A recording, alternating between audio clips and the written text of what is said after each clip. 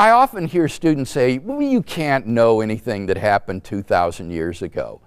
And what they fail to understand is that the crucial gap is not the gap between the time of the evidence and today.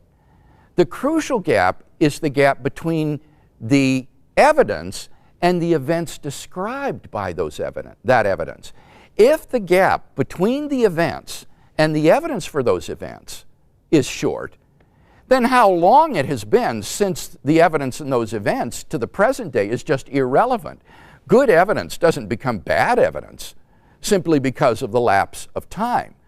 And with regard to the New Testament, when we look at the evidence, what we discover is that these records of the life of Jesus were written down within the first generation after those events, while the eyewitnesses were still alive, with people who had firsthand contact with those who had accompanied Jesus during his lifetime. So that we actually have better sources for the life of Jesus of Nazareth than we do for most of the major figures of antiquity. For example, take Alexander the Great, the great Greek conqueror. Our earliest biographies, earliest sources for Alexander the Great, come from Arrian and Plutarch 400 years after Alexander's death. And yet, Greco-Roman historians still regard these records as fairly trustworthy accounts of the life of Alexander the Great. The fabulous legends about Alexander didn't arise until the centuries following those two authors.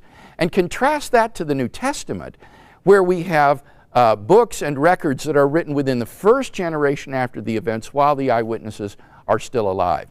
So I think that we have very good evidence for the life of Jesus of Nazareth, very trustworthy evidence, and how long it has been since that evidence till today is simply irrelevant to the reliability and trustworthiness of that evidence.